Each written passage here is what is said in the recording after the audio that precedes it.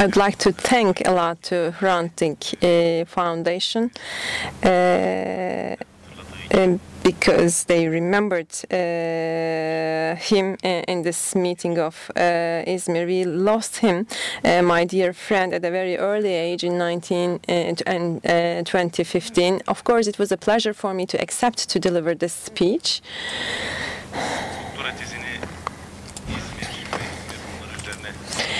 Vangelis Kechriotis, did his PhD thesis on Izmir and Greeks of Izmir, and unfortunately he could not publish most of his writings.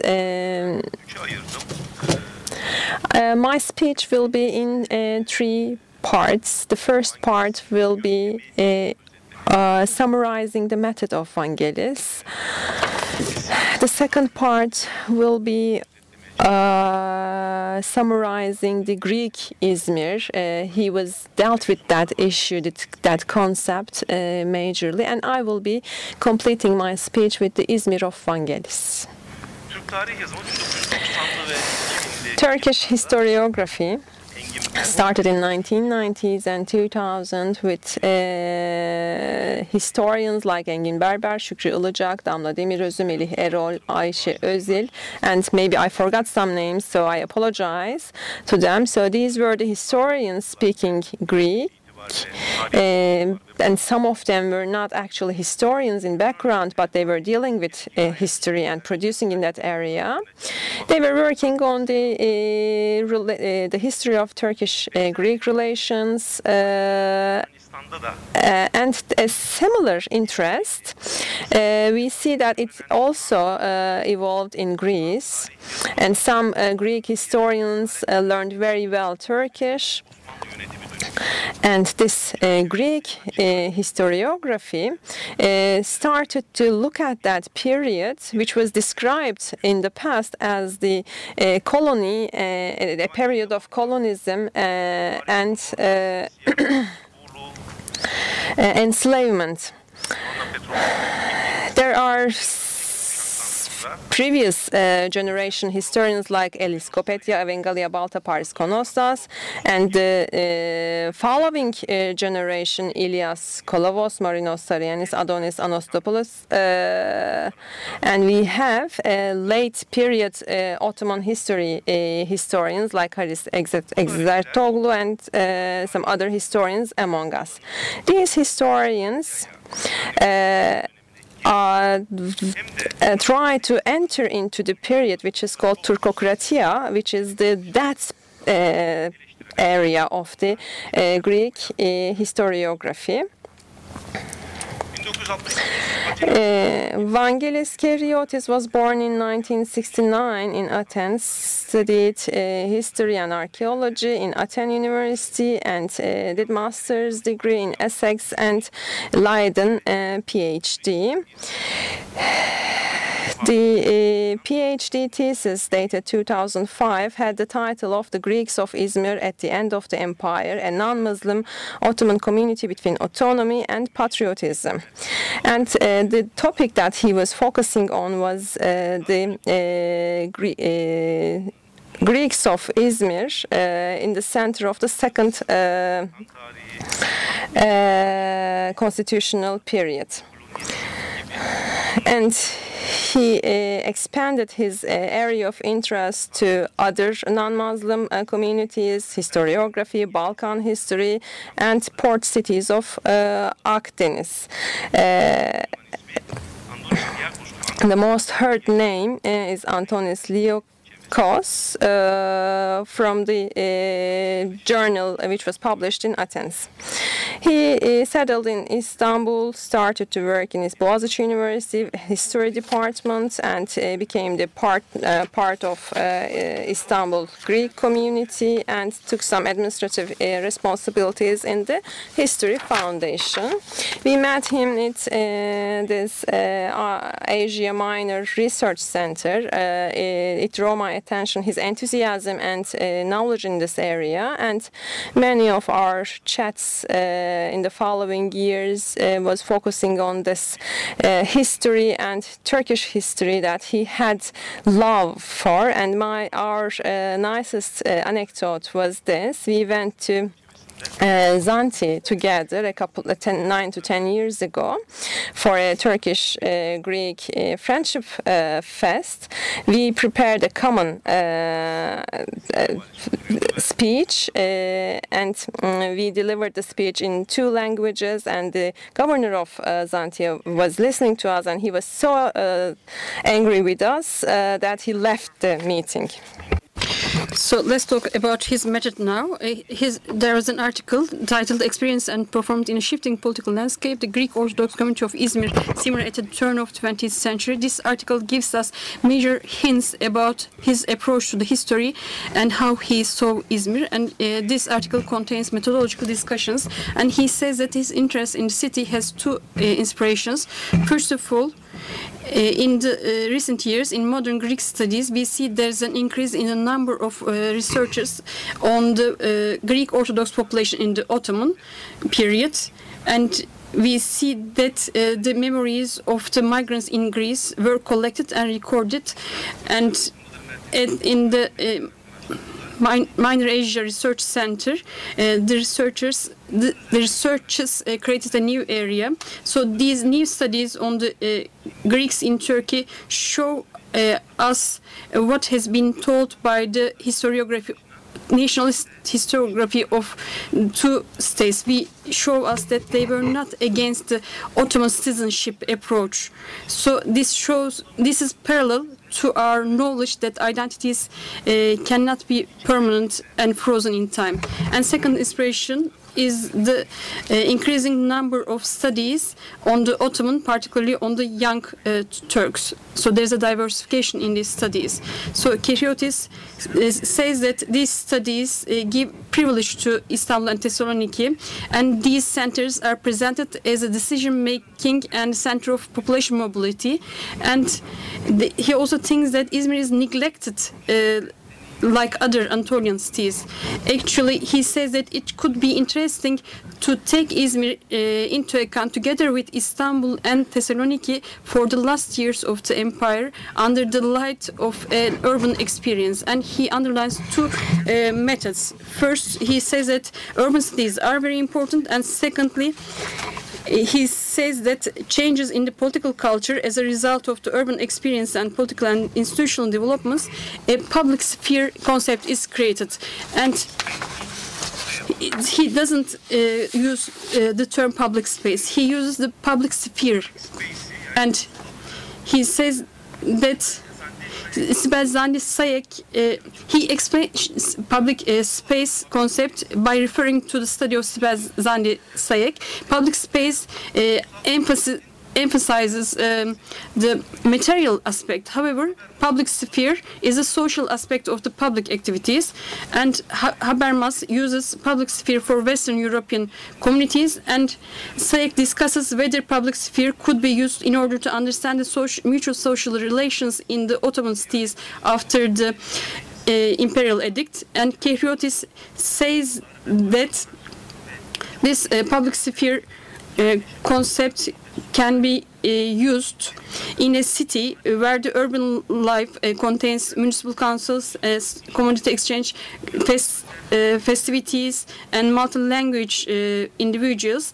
And here the urban life enters the social life through social and political practices, and we see a semi-autonomous communities in these cities. And so you become a member of a community and a member of a city. And Kechriotis attracts attention to social networks. And there are 2 analytical categories which contain public sphere and networks.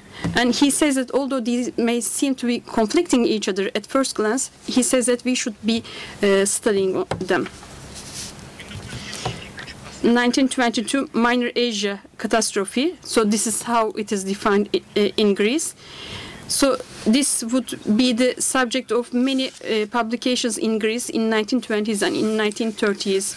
So migrants wrote articles about the places they came from, and these were very popular. And we should remember that in this period, being a migrant and being from Anatolia was accepted as a part of the Greek identity. Micrasiatica Hironica magazine, Asia Minor Chronicles, was an important magazine which was published in Athens in 1930s by the Smyrnians Association and amateur historians. And in 1960s, we see that Izmir is now told within a certain framework. This is how we see in the articles published in this magazine, and in many of them we see that many of these Izmir articles are written by Christos Solomonidis, and we see that in the common memory Izmir is constructed like lost Izmir, lost heaven, and the period before 1922 is constructed like a colorful, harmonious Greek Izmir.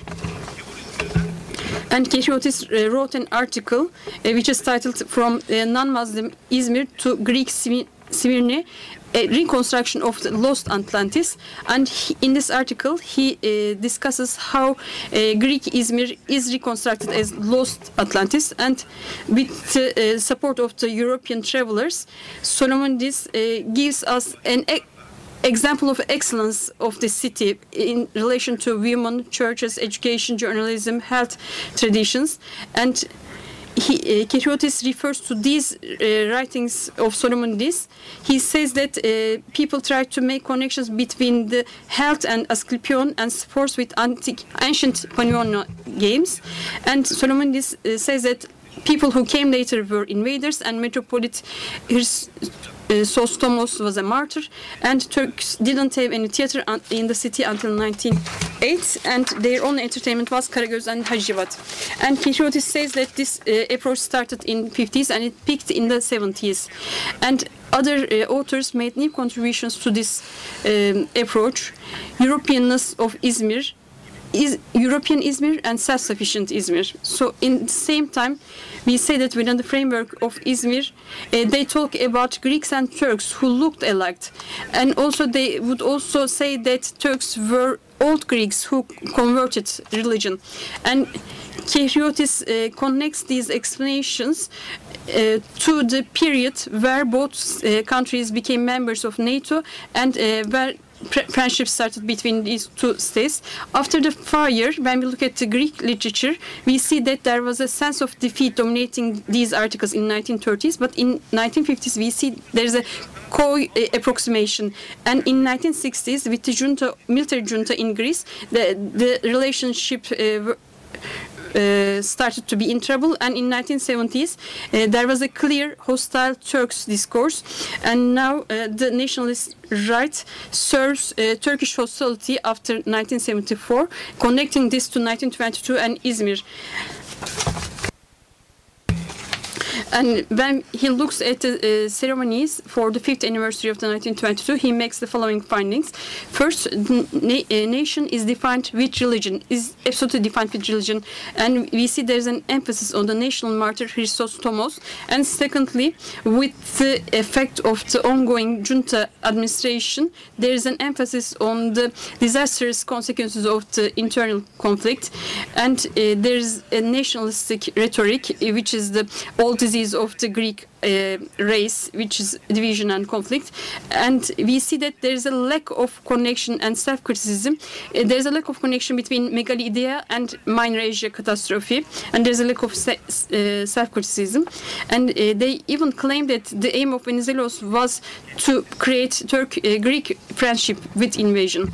So Kechriotis believes that it's meaningful that the Greek Izmir narration developed in this time. And from the Civil War until 1974, we see that in Greece there was an approach which supported constitutional monarchy, a national ideology and religion. And instead of the critical approach of the 30th generation of Tokas, Seferis, Venezis, and Iltis, we see that there's a discourse of lost motherland in 50s and 60s, which are combined with folklore, history, and philology, and they revive the stereotypes, and they mobilize the Greek character of Izmir. And Kechriotis believes that this self-confidence is connected to the time when the constitutional monarchists had a victory against communists together with the Cold War, and he claims that Turks were associated with the communists, and people were saying that, oh, both of them don't believe in Jesus and they would kill, and they do not share the same civilization values with the Christians. And there is an emphasis on the superior nature of the nation, and although this nature could not prevent the defeat in 1922, this was displayed in the victory against the communists, and the Greek army is the same army.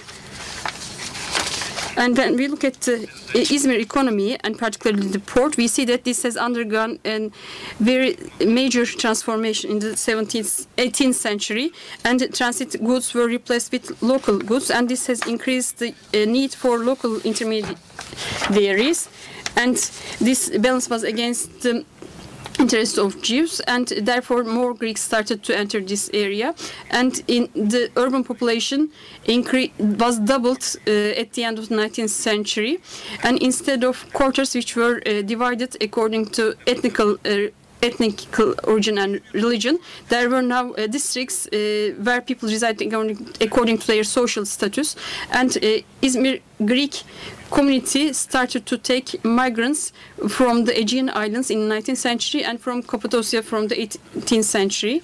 And when we look at Kechriotis' studies on Izmir Greeks, we see that community conflicts was his main discussion, and there were problems between people who were Izmir Greeks who were subject of the Ottoman and who were not subject of the Ottoman, and they spoke different languages. And he also looked into how middle-class Greeks participated in the politics and the community administration. So from his writings we learned that there were two administrative structures of the Greeks, and they had two different opinions on how the community should be managed. And the Council of Elders argued that in the community institutions only the Greeks with Ottoman citizenship should have a say. However, and this structure should be integrated with Ottoman administration. However, the members of the new middle class argued that the organization should be configured on the basis of ethnic and religious identities, and the main criterion should be loyalty to the church. Actually, this is parallel to the future they were imagining. And the second group was blaming the first group with treason, betrayal to the national collaboration. The first group was led by people from Karaman who could not take a share from the commercial development, and they were trying to get a share from the community administration by making their arguments. But Greeks coming from the islands mainly spoke Greece, and people coming from Karaman and local Greeks mostly spoke Turkish, and there were also other citizens of Greeks. Some had English, Italian, and French nationalities. And in the end, in 1878, the new middle class established the Central Committee and took over powers of Council of Elders. And this conflict peaked between 1902 and 1907. And however, as a result of disturbances created by the policies of the Unionists in the community, the regulation of 1910 had to be accepted. And when we look at the studies of Kechriotis, we see that he has followed the Cappadocian Greeks in Izmir. And in the recent years, there have been discussions about the origin of Karamans in Greece and in Turkey. He says that it's not possible to track them down. So the important thing is to understand how these people perceive themselves. And one of the people from Karaman is a famous lawyer and a person who had close relationships with Unionists. He is Emanidolis, and he wrote an article. It is about Emanidolis. And he says that there's a difference, there's a political and ideological difference between Greeks from Karaman and Greeks from islands, and he emphasizes the differences of Anatolian Greeks, and beyond the Megalidian Hellen Ottomanism, he says that in the example of Emanuelis, there were people who believed in the necessity of cooperation with the Turkish Muslim elements to protect the integrity of the empire. And when the Balkan War started, in the Sultanahmet demonstration, he made a speech which argued the land integrity of the Ottomans, and he was also the target of the Greek nationalists as cooperating with the Ottomans. And the Karamanlı network collapsed in 1918. Patrick V Germanos was also from Cappadocia, and he was blamed of cooperating with the Unionists, and therefore he has resigned. The defeat of the Greek army sends Emanuelidis to Greek, and he acts as the governor, deputy, and minister. And in his memoirs, he doesn't talk about the period before 1912, and he represents himself as the defender of Christians who were oppressed in the First World War. So, a Cappadocian in Athens, in İzmir, an Athenian, a deputy in Istanbul. So Pavlos Karolidis's different identities article written by him, he shows us that how he's interested in different identities, personalities of Ottoman and İzmir. So, Karolidis also is an important and interesting example who does not reject the cultural inheritance and tries to prove his belonging to Greece. He will support the king against Venizelos and will support İttihat unionists who implement Christian against politics against Christians. In his article named Family, Clergy, Conviviality and Morality Among the Greek Orthodox in Izmir at the End of Empire, he draws the attention to the new relations and the problems occurring from those. So these marriages among people who have relativity at the fifth and sixth generation, which is not accepted by the church, and the examples of these kind of marriages increases, and the problems increases in relation to these unfamiliar types of marriages. These kind of examples are seen in İzmir, and in these issues the Metropolitan Bishop of İzmir's endeavors are examined, and he states that the lack of religious practices is a fact. Contesting the imperial center political elites in Smyrna and their rivalry in Istanbul article he wrote in working in the archive of the bishops, he looks at the clergy and the patriarchate disagreements in the İzmir metropolitan bishop. A young eparch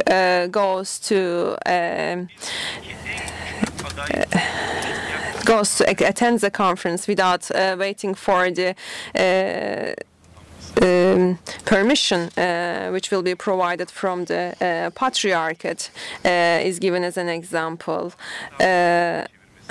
And the Vasiliosus, the metropolitan bishop's lifestyle and turning this metropolitan bishop into a monastery, which is not parallel to the vivid life in Izmir and the national leadership as well.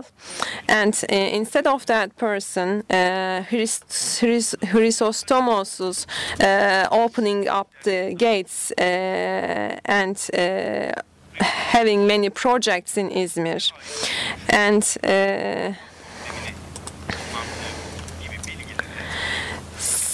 so we have the information, we come across these information thanks to Kechriotis, thanks to his research.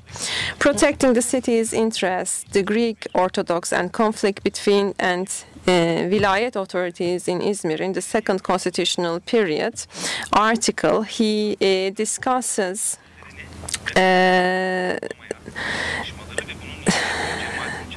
discusses how Unionists try to limit the representation of non-Muslim and their privileges, and how this was seen by the Greek community at the local area, and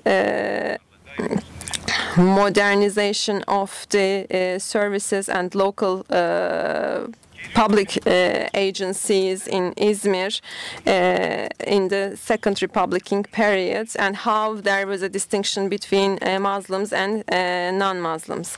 Kechriotis, after 1908, pays attention to the relationship between communities in Izmir. He dwells on the boycott against Greek in one article. He analyzes the social practices, whether they are continuing or non-continuing, and he tries to underline that the violence should be taken into consideration under specific socio-economic conditions. In 1908, what goes in between the Greeks and Unionists is a couple of later than the Republic period, the boycott of Greek goods. Of course, this is not very easy for Greeks who had already been boycotting the goods from Austria and Bulgaria. Another issue drawn attention to by Kechriotis is that there are social and class-related connections becoming more and more important among the Greeks of Izmir instead of community connections. In clubs, Levantines, foreigners, Muslims, and other members of the community start to have new relations and new networks. And thanks to the capitulations, this Greek subjects are very attractive for the Ottoman Greeks. And we see some mixed marriages, for instance, from Baltagis family has connections with the European community and gains the status. He draws attention to that fact. So the activities of the community, newspapers, circulation, and different specific types of socialization and localization shows up in the middle class. This is important for that class to show their modernism. And this term used by Reşat Kasaba for West Anatolia as a civil society, he borrows that term. And he also uses the term cosmopolitanism for Istanbul, Izmir, and Iskenderiye, Alexandria. At the same time, he uses the term plural city. He tells that these people living in those cities side by side, not all together, and he uses the term by Robert Ilbert, which was used for Alexandria, is an interest community. He has doubts about cosmopolitan concepts. while this was an unacceptable concept for nation states, why this has become so important. He questions this, and not the term itself, but it is important that which was once forgotten, now is started to be remembered. This is important, he says. In the same neighborhood, people from different religions and different education levels living together is important to him, and he uses the term anonymity. And to him, this mixed marriages, living together, and all these facts create something which is very different from the older community life. This is not Greek, no Armenian, no Muslim, and nor Catholic. This is something else. I will conclude my speech with Vangelis Kechriotis' words. After 1922, Turkey and Greece became single cultural, single language, and single ethnic origin. So they remained orphan. And that's why our societies are boring, and that's why we keep talking about the period before 1922 recently. It's because we remember.